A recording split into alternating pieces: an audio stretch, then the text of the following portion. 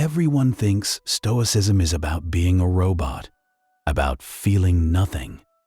But that couldn't be further from the truth.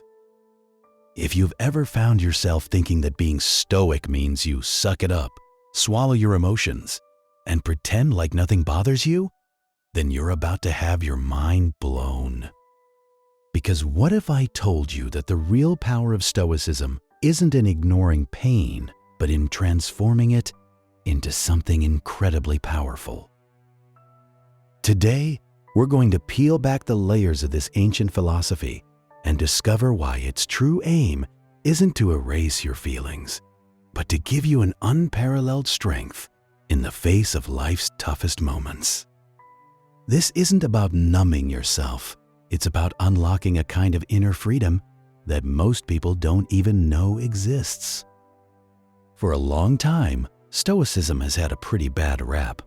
When you hear someone say, "Be more stoic," what usually comes to mind?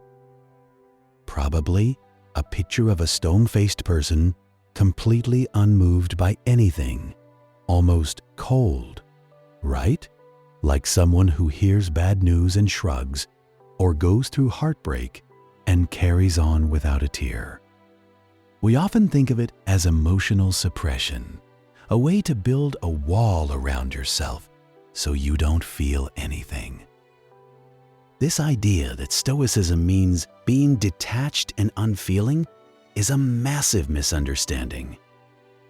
It's like looking at a beautifully crafted wooden table and thinking its purpose is to be firewood. You're missing the entire point. Stoicism isn't about turning off your emotions or wishing away your pain. It doesn't offer a magic pill to make all your worries disappear. Instead, it offers something far more profound and enduring. It's a philosophy that equips you with the wisdom to navigate pain, grief, and hardship, not by denying them, but by giving you the power to choose how you respond to them.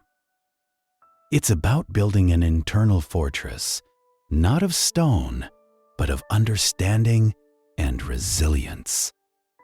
At the very heart of Stoicism lies a concept that once you really grasp it, can change your life. It's called the dichotomy of control. Sounds fancy, but it's actually super simple and incredibly powerful. Think of it like this. There are two big buckets in life. In one bucket, you put everything you cannot control. In the other bucket, you put everything you can control. Most of us spend an incredible amount of energy, worry, and time trying to wrestle with things in the cannot control bucket. We worry about the weather, about what other people think of us, about the economy, about traffic, about our health declining as we age, about whether our favorite team will win. We get upset when we lose a job, or a loved one, or when betrayal strikes us down. We can't control these external events. They happen to us. A job layoff, a sudden illness, a friend who lets you down, even the inevitable fact of death. These things are not up to us. They are facts of life, part of the human experience. And the Stoics knew this intimately. They understood that trying to control the uncontrollable is a fast track to frustration, anger, and deep suffering. But then there's the other bucket, the things you absolutely control. And this is where the Stoic secret weapon comes in. What are these things?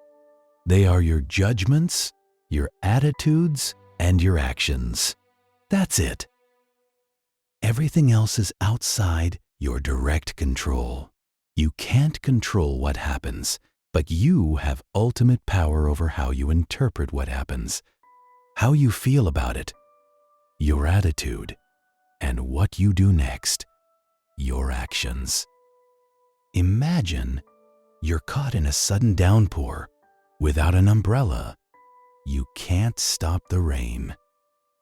But you can choose to curse the sky, stomp your feet, and ruin your day? Or you can choose to laugh, embrace the refreshing splash, and maybe even find shelter with a smile. The rain is the external event. Your reaction is what's up to you. This distinction helps us understand the difference between pain and suffering. Pain, whether it's a physical ache or the sting of a broken heart, is an inevitable fact of life. You stub your toe, it hurts. You lose someone dear. Your heart aches. These are natural, unavoidable pains. Suffering, however, is different. Suffering isn't just the pain itself. It's our resistance to the pain. It's the story we tell ourselves about the pain. It's the belief that things should be different, that this shouldn't be happening to me. It's seeing yourself as a helpless victim rather than someone who can respond. It's convincing yourself that this discomfort, this difficulty, is absolutely unbearable and will break you. The Stoics recognize that while pain is unavoidable, much of our suffering is optional. It comes from how we choose to engage with our pain, not from the pain itself. So, how do we put this wisdom into practice? One of the most powerful Stoic tools is something called premeditatio malorum, which roughly translates to the premeditation of evils. Don't let the scary name fool you. It's not about being a pessimist or dwelling on bad things. It's about mentally preparing for potential losses and challenges before they happen. It's like a mental fire drill. Imagine you have a job you love. A Stoic might occasionally sit down and think, what if I lost this job? What would that mean? How would I respond? Or, if you're deeply in love, you might ponder, what if this relationship ended? How would I navigate that grief? Perhaps even contemplating your own mortality, not in a morbid way, but in a way that helps you appreciate the present. This isn't to make you sad. It's to build resilience. By considering these difficult scenarios in advance, you're not caught completely off guard when hardship inevitably arrives. You've already done some of the emotional heavy lifting.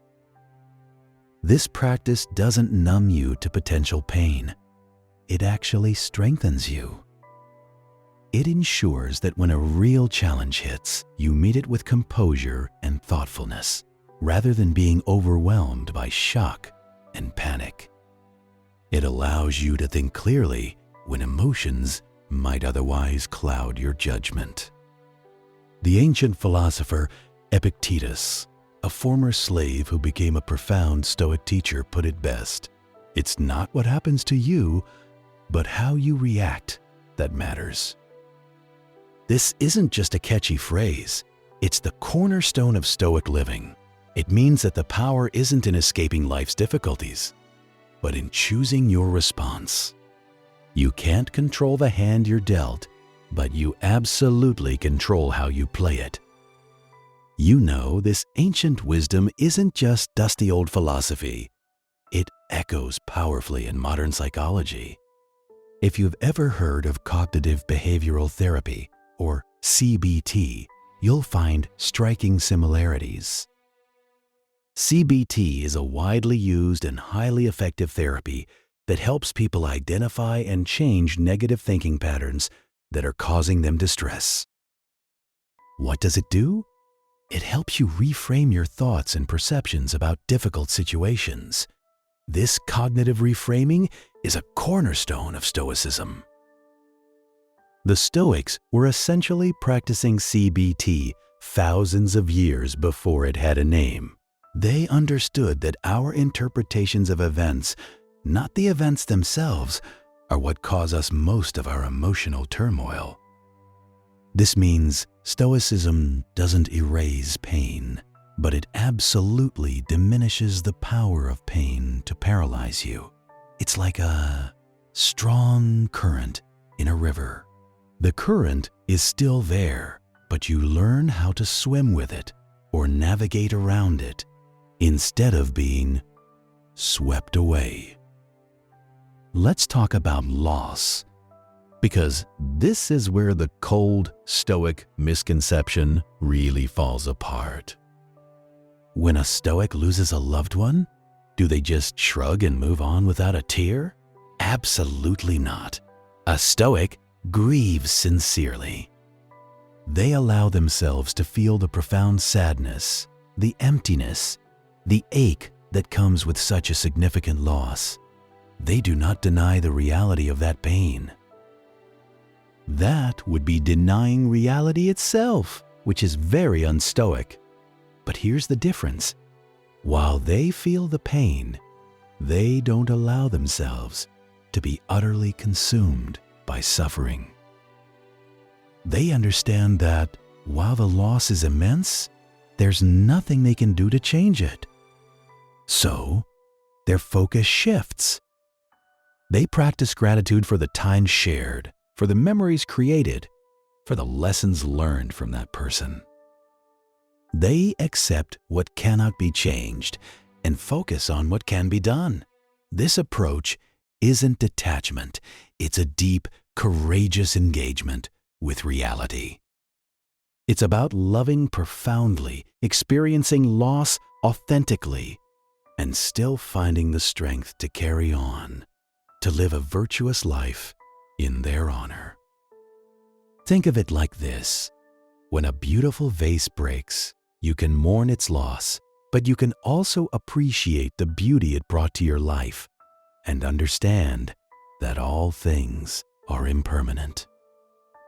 You don't try to deny it broke, you acknowledge the break, feel the sadness, and then choose how to move forward with that truth. This brings us to what I believe is the ultimate gift of Stoicism, paralysis. Another big word, but it just means reasoned choice or moral purpose. It's your inner guiding faculty, your capacity to choose your response to life. It's your internal CEO, the part of you that decides. And in moments of pain, this capacity is everything. When everything else feels like it's crumbling, your paralysis remains untouched. It's the part of you that asks, what is mine to do here? Given what has happened, what is the right and virtuous way for me to respond? This isn't about escaping the pain.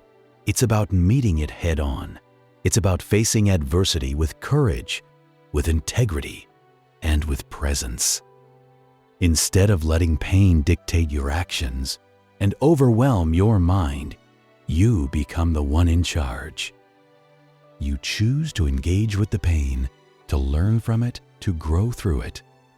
The pain itself might still be there, a dull ache or a sharp sting, but you are no longer its victim. You become the one who decides its meaning. You decide whether this pain will break you or make you stronger. You decide if it will lead to despair or to a deeper understanding of yourself and the world. Ultimately, Stoicism doesn't offer you a life free from pain or suffering. That's simply not possible in the human experience. What it offers is something far more powerful, a life in which suffering, instead of leading to defeat, becomes a catalyst for profound growth.